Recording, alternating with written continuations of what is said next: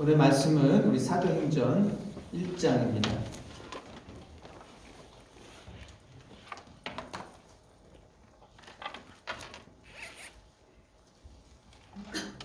사도행전 1장 4절과 5절 두 절을 같이 읽겠습니다.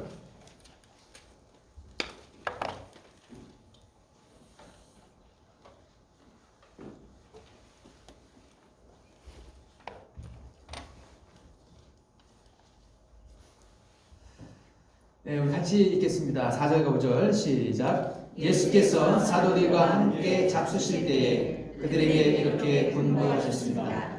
너희는 예루살렘을 떠나지 말고 내게서 들은 아버지의 약속을 기다려라. 요한은 물로 세례를 주었으나 너희는 여러 날이 되지 않아서 성령으로 세례를 받을 것이다. 아멘. 예, 여러분 이번 특별 저녁 기도회 이번에는요 우리 5일 동안 진행이 되는데 제가 이번에는 좀 성령 세례라는 주제를 가지고 말씀을 좀 증거하려고 합니다. 성령이 답이다라는 그 책이 있거든요. 그 책을 보면서 제가 은혜 받은 대로 말씀을 좀 이렇게 증거하려고 합니다. 그래서 이번 특별 저녁 기도를 통해서 우리 고난 주간인데 성령 세례가 무엇인지를 좀 우리가 분명히 알고 특별히 성령 세례를 아직도 받지 못한 분이 계시다면 이 성령 세례를 꼭 받으셔야 됩니다. 그래서 이 성령 세례가 도대체 뭐냐? 그는 말씀을 찾자 들어가면서 아시고 여러분 하실 수 있다면 좀 오늘 영상을 지금 녹화를 하고 있는데 이걸 올려드릴 테니까 오늘 여기 참석은 못하신 우리 목원분들 계시잖아요. 그 목장방에 좀 올려주셔서 목원분들한테 꼭 좀 들으시라고 하시고 특히 초신자들 그런 분들이 성령 세례를 받아야 되거든요. 그거를 5일치를 계속 올릴 테니까 꼭 좀 보시라고 하시고 그 다음에 본 다음에 오늘 말씀 가운데 내가 가장 인상 깊은 거 한 문장으로 목장 카톡방에다 올려서 서로 이렇게 좀 나누셨으면 좋겠어요. 네. 아시겠죠? 네. 하실 수 못하겠다 하시는 분은 어려워 못하시겠지만은 그래서 여기 계신 분들부터 하셔서 각 목장방에다가 오늘 말씀 듣고 난 이게 가장 인상 깊었다 한 줄만 딱 올려주시면은 목장에서 서로 이렇게 같이 말씀을 나누고 이해하는 데 좀 도움이 될 것 같습니다. 네. 자, 그래서 성령 세례. 자, 오늘은 첫 번째 시간으로 성령 세례는 왕의 명령입니다 라는 제목으로 하나님의 말씀을 증거하도록 하겠습니다. 우리 한번 제목을 한번 크게 외쳐볼까요? 성령 세례는 왕의 명령입니다. 성령 세례는 왕의 명령입니다. 옛날 그 중국 고사에 나오는 이야기라고 합니다. 그 밀과 보리가 누렇게 익어가는 초여름날에 대낮부터 술을 마신 남자들이 술에 취해가지고 말을 타고 가다가 말 타고 밀밭에 막 뛰어 들어가가지고 추수할 밀밭을 다 망가뜨리는 그런 일들이 일어났다는 거예요. 그래서 이 소식을 들은 그 왕이 몹시 화가 나가지고 그놈들을 당장 옥에 가두라고 하고 그리고 어명을 내렸습니다. 무슨 어명을 내렸냐면 밀과 보리가 한참 익어가고 있는 이 밭에 들어가서 추수할 곡식을 짓밟는 사람들은 누구든지 이제부터 눈을 뽑도록 하겠다. 어명을 내렸어요. 그런데 이제 며칠이 지난 후에 왕한테 보고가 들어왔습니다. 어떤 미친 사람이 말을 타고 밀밭에 들어가가지고 밀을 다 추수를 다 못하게 망쳐놨다는 거예요. 그래가지고 왕이 크게 분노하면서 당장 그놈을 잡아와라. 그래서 그 사람을 잡아왔습니다. 잡아와서 딱 보니까 왕자였던 거예요. 왕자가 술에 취해가지고 말 타고서 추수하는 밀밭에 다 돌아다닌 거예요. 그래서 왕이 너무 화가 나가지고 내 명령을 거역한 저놈을 잡아다가 당장 두 눈을 뽑도록 해라. 그러니까 옆에 있던 신하들이 다 엎드리면서 왕이시여 한 번만 참아달라고. 왜냐하면 다음에 왕이 될 사람인데 두 눈을 뽑히면 어떻게 왕이 되겠습니까? 그러니까 한 번만 봐주십시오. 그랬더니 임금이 하는 말이 내 아들이라고 해서 내가 이 두 눈을 뽑지 않으면 내가 어떻게 다른 신하들이 어떻게 이 명령을 왕의 명령을 듣겠느냐? 그러면 이렇게 하자. 그래서 왕의 오른쪽 눈을 뽑고 그 다음에는 왕자의 왼쪽 눈을 뽑았다는 거예요. 끔찍하죠. 그래서 양쪽 눈을 대신 뽑아서 다스릴 수 있도록 이렇게 했다고 합니다. 여러분 너무 찡그리지 마세요. 중국 고사에 나오는 이야기라는 거예요. 그래서 뭘 얘기냐면 왕의 명령은 누구도 거부할 수 없는 명령이라는 거예요. 여러분 오늘 말씀은요, 예수님께서 고난을 당하시고 3일 만에 부활하신 다음에 40일 동안 제자들과 함께 40일 내내 같이 있었던 건 아니고 40일 기간 안에 제자들에게 몇 번 나타나시면서 하나님의 나라에 대해서 말씀을 하신 내용입니다. 근데 하루는 이렇게 다 모였을 때 무슨 말을 하셨냐면, 오늘 말씀 4절에 보니까 예수께서 사도들과 함께 잡수실 때에 그들에게 이렇게 분부하셨습니다. 우리 여기 분부하셨습니다 이렇게 번역을 했는데, 이게 원문을 찾아보니까 명령하셨습니다, 이게 이 단어더라고요. 보니까 커맨드, 명령하셨다는 거예요. 명령, 왕의 명령이라는 거예요. 예수님은 어떤 분이십니까? 온 세상을 다스리는, 이 세상의 온 세상의 왕인 줄로 믿습니다. 왕 중에 왕이 예수님이거든요.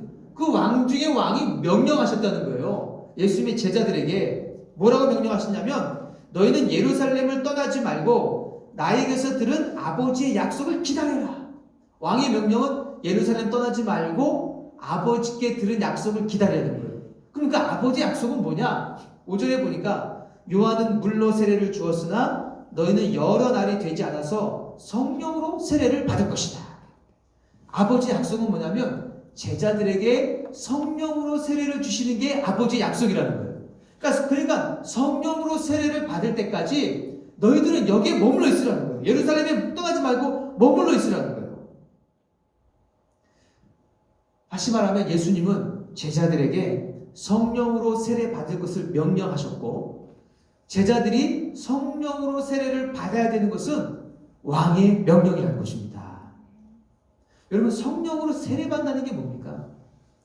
일단 세례 받는다는 얘기는 여러분 침대를 생각하시면 돼요. 우리는 세례하니까 물을 이렇게 찍어가지고 머리 안에 몇 방울 이거 생각하잖아요. 근데 원래는 이게 물에 담궈지는 겁니다. 그런데 성령으로 침대 받는다, 세례 받는다, 물에 완전히 잠가진다 이런 거니까, 이게 무슨 말이냐면 말 그대로 성령으로 온 몸에 충만하게 받는 것, 충만하게 채워지는 것, 이거를 말하는 거예요. 이게 성령 세례예요. 근데 여러분, 왜 예수님께서 제자들에게 성령으로 세례를 받으라고 말씀을 하셨냐면, 우리가 잘 알지만은 8절의 말씀 다시 한번 보겠습니다. 8절을 같이 한번 읽어볼까요? 시작. 그러나 성령이 너희에게 내리시면 너희는 능력을 받고 예루살렘과 온 유대와 사마리아에서 그리고 마침내 땅 끝까지 이르러 내 증인이 될 것이다. 아멘. 예수님이 성령 세례를 제자들에게 받으라고 한 이유는 뭐냐면, 예수님을 증거하는 증인이 이제 되어야 될 텐데, 능력이 있는 예수님의 증인이 되게 하라고 성령 세례를 받으라고 하는 거예요. 여러분, 제자들은 예수님과 함께 3년간 사역하면서 같이 다녔습니다. 그러면서 보고 들은 하나님의 말씀도 많이 있고요, 보고 들은 기적도 많이 있고, 심지어 예수님께 능력을 받아서 귀신도 내쫓는 그런 실제적인 일들도 많이 했습니다. 그러니까 이제는, 그리고 게다가 예수님이 부활하신 모습까지 이제는 봤거든요. 그러니까 예수님의 부활을 증거할 수 있는 증인으로 준비가 다 된 것입니다. 오늘날을 말하자면 3년 과정을 다 마치고 수료를 다 한 거예요. 모든 준비가 다 갖춰져 있어요. 다 압니다. 그런데 그런 제자들에게 예수님이 성령으로 받으라는 이유가 뭐냐? 성령이 임하면 능력을 받아서 예수님을 능력 있게 증거하는 증인이 되기 때문에 그런 것입니다. 그러니까 다시 말하면 성령 세례를 받지 않으면 능력 있는 예수님의 증인이 되지 못한다는 거예요. 여러분, 능력 있는 예수님의 증인이 뭡니까? 능력은 다른 말로 얘기하면 힘이에요. 힘 있는 예수님을 증거하는데 힘 있게 증거하는 거예요. 그런데 여기서 힘은 어떤 힘을 말하는 거냐면, 육적인 힘이 말하는 것이 아니라 영적인 힘을 말하는 것입니다. 여러분, 이런 거예요. 밥을 많이 먹으니까 힘이 나죠. 그래서 막 말씀도 열심히 전하고 막 하죠. 이런 힘을 말하는 게 아니고, 이건 육적인 힘이고 영적인 힘을 말하는 거예요. 영적인 힘이 있으면 어떻게 되느냐? 담대하게 말을 하는데, 담대하게 말하면서 어떤 일들이 벌어지냐면, 사도행전을 쭉 보니까 베드로가 처음에 설교할 때 담대히 선포하니까 사람들이 거기서 자신의 죄를 깨닫고 우리가 어찌할꼬 하면서 회개하면서 하루에 3,000명이 회개하고 예수님을 믿는 회개 역사가 일어난다는 거예요. 이게 바로 뭡니까? 영적인 힘. 이런 힘을 가지고 예수님을 증거해야 사람들이 예수님 믿게 되는 데 있어서 효과적으로 믿게 되고 효과적으로 예수님을 증거하게 되지, 이런 힘이 없으면 안 된다는 거예요. 또 영적인 힘이 있으면 어떻습니까? 병든 자도 병을 고치고 또 귀신 들린 사람도 귀신도 내쫓게 되는 거예요. 그래서 이런 능력, 이런 힘이 있어야 예수님을 증거할 때 효과적으로 증거할 수 있고 사람들이 효과적으로 믿을 수 있지, 이런 힘이 없으면 예수님을 증거해도 아무런 능력도 나타나지 않으니까 사람들의 마음에 감동되는 것도 없고 사람들이 회개하는 것도 없고 병도 못 고치고, 그래서 예수님을 증거도 능력 있게 증거를 못한다는 거예요. 그래서 예수님은 모든 준비가 다 된 제자들에게 성령으로 세례를 받으라고, 그래서 능력을 입으라고, 그래서 성령 세례를 받으라고 말씀을 하신 것입니다. 그런데 여러분, 제가 이전에 알고 있던 생각은 이거예요. 예수님을 영접하면 그 사람 안에 성령님이 계십니다. 왜냐하면 여러분, 예수님을 영접하면요, 그 사람은요 다시 태어나는 거예요. 근데 무엇을 다시 태어나는 거냐면 성령으로 다시 태어나는 것입니다. 그리고 예수님을 영접한 자에게는 하나님의 자녀가 되는 권세를 주셨으니, 그랬으니까 예수님을 영접하는 사람은 하나님의 자녀예요. 하나님의 자녀는 그 안에 또 성령님이 계십니다. 그런데 제가 한 가지 고민했던 게 뭐냐고, 성도님도 한번 생각해 보세요. 지금 여기 있는 제자들, 오순절날 성령 강림이 임하기 전에 이 제자들은 성령님이 그 안에 계신 사람들입니까? 안 계신 사람들입니까? 계신 사람들일까요? 안 계신 사람들일까요? 안 계셔요. 3년 동안 예수님 쫓아다녔고 예수님을 나의 주인으로 믿고 있는데 안 계실까요? 안 계실까요? 저는 계신다고 믿습니다. 그런데 여러분, 계십니다. 이 안에 성령이 분명히 계세요. 왜냐하면 예수님 나의 주인으로 모시고 사는 거니까 하나님의 자녀거든요. 그럼 그 안에 성령님이 계시는 거예요. 그런데 계시다면 왜 예수님은 제자들에게 다시 성령으로 세례를 받으라고 얘기하고 계시냐는 말이에요. 이것에 대해서 제가 아직도 좀 더 분명하게, 명확하게 저도 표현을 잘 못하겠어요. 설명을 잘 못 드리겠어요. 그러나 한 가지 분명한 건 뭐냐면, 제자들이 성령이 충만해지도록 능력 있게 예수님을 증거할 수 있는 능력 있는 예수님의 증인이 되기 위해서는 반드시 이 성령 세례를 받아야 된다는 거예요. 그래서 저는 이것을 좀 제가 현재 제가 이해하는 차원에서 쉽게 다시 다른 말로 말씀을 드리자면, 성령 세례는 뭐냐? 성령 세례는 예수님을 나의 구주로 영접한 사람이 처음으로 성령님으로 충만하게 채워지는 것, 이거를 저는 성령 세례라고 말씀을 드리고 싶어요. 에베소서 5장에 보면 너희는 술 취하지 말라, 이것은 방탕한 것이니 너희는 성령으로 충만하게 체험을 입으라 그러잖아요. 거기 성령이 충만함을 체험 입으라는 얘기는 뭐냐면요, 이미 한번 성령으로 충만하게 입은 사람이 계속해서 성령의 충만함을 유지하는 거예요. 거기서 성령이 충만하는 것과 지금 여기 성령 세례로 처음으로 충만해졌다는 다릅니다. 같은데 차이가 있다면 뭐냐면, 여기서 말하는 성령 세례는 뭐냐 말하자면 처음으로 성령으로 충만하게 되는 거예요. 첫 성령 충만. 그 제가 이제 표현하는 제 설명 방법입니다. 그것을 성령 세례라고 하는 거예요. 그런데 이 성령 세례를 받아야 된다는 거예요. 왜? 이 성령 세례를 받지 못하면 예수님은 능력 있게 증거한다고 해가지고 꼭 말씀을 증거하는 것만 여러분 생각하면 안 돼요. 왜냐하면 우리가 삶 속에서 말씀대로 순종해서 살아서 다른 사람들은 다 이해하는데 나는 아니요 선택해요. 예수님의 뜻이 그거니까. 다른 사람 다 술 마시는데 나는 술을 안 마시는 거 선택해요. 이런 것도 예수님을 삶으로 빛을 바라는 삶으로 증거하는 거거든요.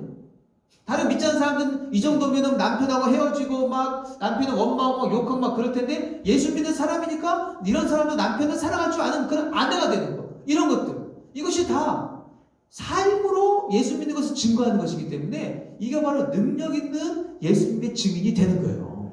꼭 전하는 것만이 아니라 삶으로. 그래서 이렇게 되기 위해서는요, 성령 세례를 반드시 받아야 돼요. 성령 세례를 받고 그 다음부터 계속 충만함을 유지해 가는 거죠. 성령 세례 받지 않으면 안 되는 거예요. 그래서 여러분, 성령 세례를 받지 못하면 예수님을 영접해서 하나님의 자녀는 되었지만 하나님의 자녀로서는 힘이 별로 없는 연약한 하나님의 자녀가 되는 거예요. 그래서 제가 그 책을 읽으면서 이것이 정리되면서 한 가지 분명히 또 깨닫게 되는 게 있는데, 그것은 바로 뭐냐면, 제가 이렇게 성도들 많이 이제 보니까 교회 안에 볼 때 예수님을 영접하고 나서도 성경 공부도 많이 하고 뭐 예배도 잘 참석하고 막 그렇게 많이 하시는데, 그런데도 불구하고 영적인 힘이 별로 없고 어떤 열망이 별로 없고 뭔가 좀 마음의 뜨거움이 좀 별로 없고 열정이 별로 없고 적극적으로 하나님의 뜻대로 살고 싶은 마음이 그렇게 크지 않고 알지만 자꾸 순종하지 못하는 일들이 많이 있고, 그런 것들을 제가 많이 봤거든요. 왜 그런가 이제 깨달아봤더니 성령 세례를 받지 못했기 때문에 그런 거예요. 성령 세례를 받지 못했어. 제가 이제 깨달았어요. 그래서 제가 오늘 이 주제를 증거하는 거예요. 이제는 예수님을 영접했다? 그러면 무엇부터 받아야 됩니까? 성령 세례를 받아야 돼요. 이거 안 받으면 아무 소용이 없어요. 연약하고 그냥 힘없고 머리는 그렇게 하고 싶지만 실제로 안 되고. 그래서 마치 여러분 이런 걸 한번 생각해 보세요. 차를 내가 새 차를 하나 구매한다 생각해 보세요. 그러면 그 차를 구매할 때 한 차에 대해서 가장 그 기본형이 있습니다. 제일 싼 거 기본형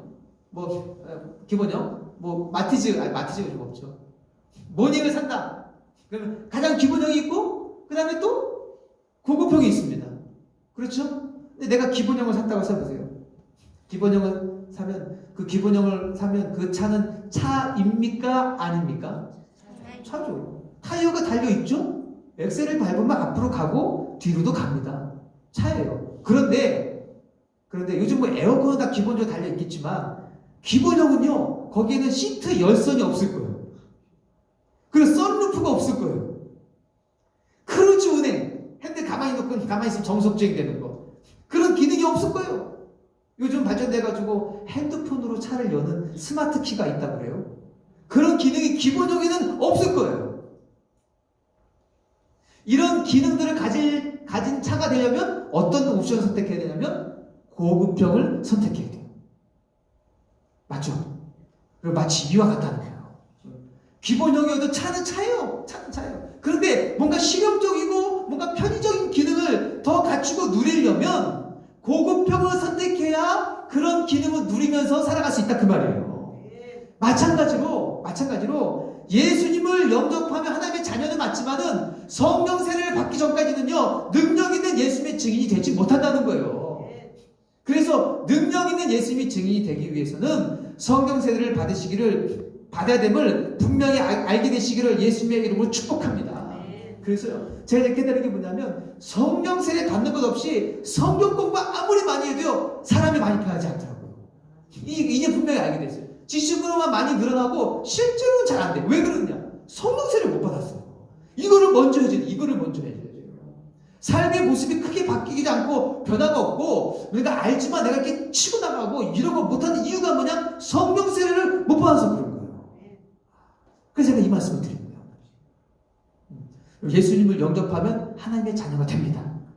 하지만 성령 세례를 받지 않으면 능력 있는 하나님의 자녀는 될 수가 없는 거예요. 그래서 여러분, 예수님을 영접한 사람은요, 성령 세례를 받으셔야 돼요. 그러면 나는 성령 세례를 받은 사람이냐 아니냐, 이제 우리가 이걸 알아봐야 되겠죠. 나는 성령 세례를 받은 사람이 아니냐. 일단 제가 한 가지 분명하게 말씀드린 건 뭐냐면, 아주 좁게 정의를 내려서 성령 세례를 받은 사람은 어떤 사람은 성령 세례를 받은 사람이냐면, 방언 받은 사람은 성령 세례를 받은 사람입니다. 왜냐하면 방언은 성령이 충만할 때 함께 동반되어져 나타나는 가장 일반적인 현상이기 때문에 그래요. 그래서 방언을 받았다고 하면 그 사람은 성령 세례를 이미 받은 거예요. 성령 세례 없이 방언을 받을 수가 없어요. 한 가지 확실한 건 그겁니다. 내가 성령 세례를 받았느냐 받지 못하느냐 아는 가장 좁은 기준, 아주 좁은 기준, 최소한의 기준 뭐냐? 방언을 하느냐 못하느냐. 이분들은요 한번 성령으로 세례를 받은 분들이기 때문에 이제는요 계속 성령으로 충만하게끔 기도와 말씀으로 주님과 교제하면서 계속 자신을 관리해 가시면 되는 거예요. 계속 충만하도록, 계속 충만하도록. 그럼 방언을 받지 못한 사람들은 다 성령 세례를 받지 못한 사람들이냐? 그건 아니에요. 제가 나중에 제 경험도 제가 말씀을 드리겠지만은 다 방언 받지 못하면 그런 사람들은 성령 받지 못한 사람이다 라고 말을 할 수는 없지만 성령 세례를 받지 못한 사람의 가능성이 매우 큽니다. 그래서 그런 분들은요 난 방언을 못한다 이런 분들은요 자기 자신을 한번 살펴보세요.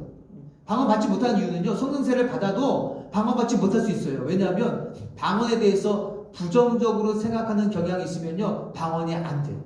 내가 그걸 원치 않기 때문에. 제가 그랬어요. 제가 나중에 말씀을 드리겠지만 그러면 방언 성령 세례 임해도 방언을 못해요. 그런데 한번 내가 방언하지 못하는 분들은요 자기를 한번 잘 한번 살펴보세요.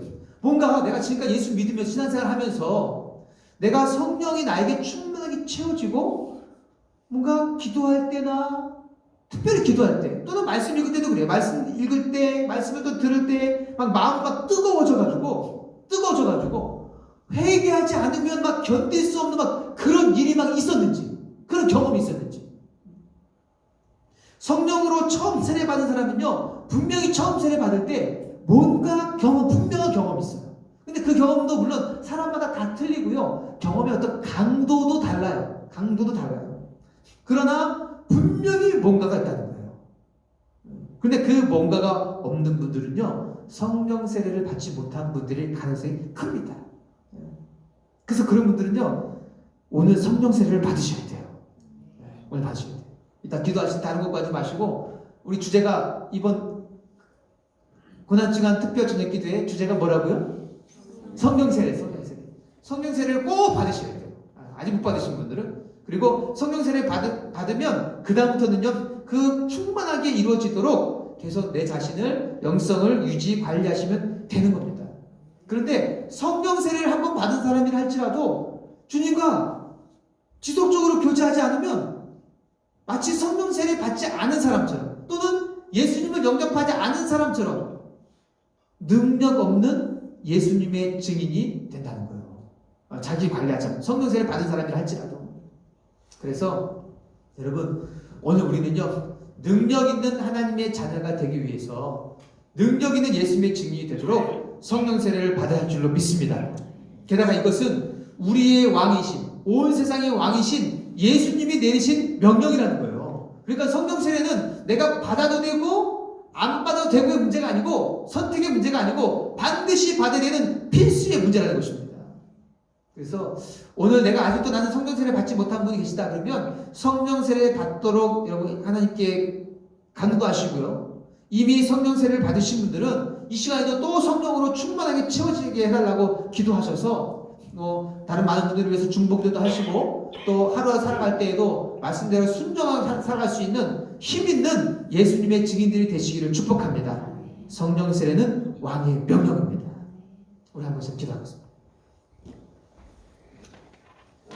여러분 오늘 말씀을 생각하시면서 같이 한번 기도하겠습니다. 성령 세례는 왕의 명령입니다. 내가